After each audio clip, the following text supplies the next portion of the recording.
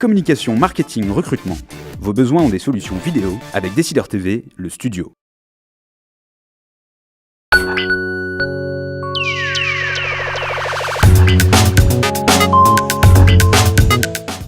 Vous l'évoquiez au début sur ce hiatus entre les Français et l'entreprise, et maintenant effectivement on dit plutôt l'entrepreneur. Voilà, En dehors des considérations politiques, il vient d'où fondamentalement? Alors on connaît les syndicats, enfin le discours habituel, mais est-ce qu'il y a véritablement un problème spécifique à la France? Vous l'analysez comment? Je crois que moi je viens, si vous voulez, au siècle des Lumières. Je pense que ça vient, vous voyez par exemple La Fontaine.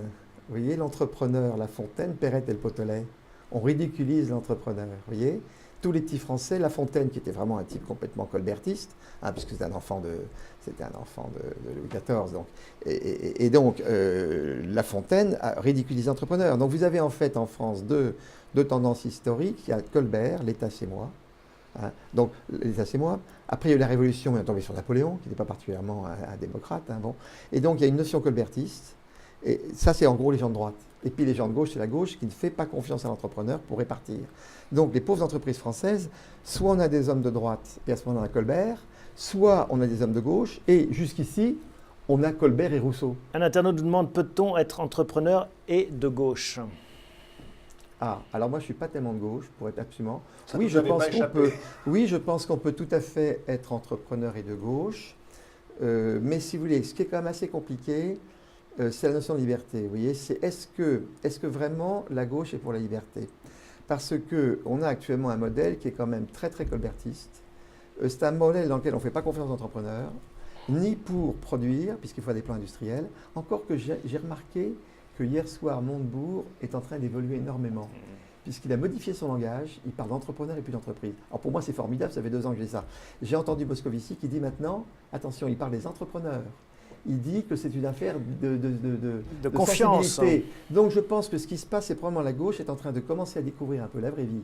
J'entends la vraie vie économique. Et moi, je ne suis pas du tout contre. Par contre, il est clair que là où ça va être difficile, c'est la propriété. Parce que la propriété, si vous voulez, c'est une marque de liberté.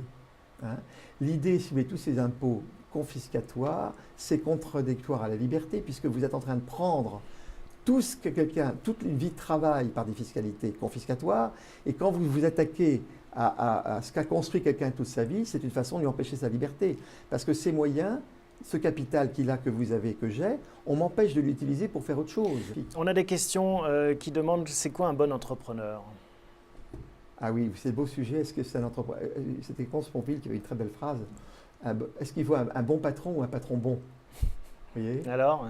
Non, un bon entrepreneur, alors c'est difficile de le dire, mais c'est quelqu'un qui développe son entreprise, parce que c'est quelqu'un qui développe son entreprise et qui le développe, alors à mon avis, je vais rajouter ma petite touche, dans la fidélité avec tous les partenaires.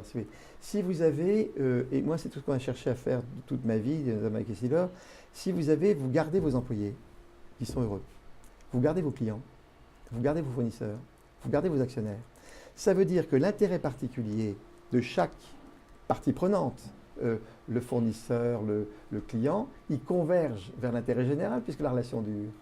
Et donc pour moi, le développement durable, c'est une chose extrêmement simple, c'est faire notre métier honnêtement en visant la durée. Et on peut, alors on revient, et on peut tout à fait, vous savez, créer des leaders mondiaux en mettant de côté tous les escrocs. Les escrocs, ce n'est pas la majorité, c'est heureusement une minorité, et on peut très bien reconstruire des leaders mondiaux en passant complètement à côté de toute la bande d'escrocs. Le marché, heureusement, est suffisamment vaste.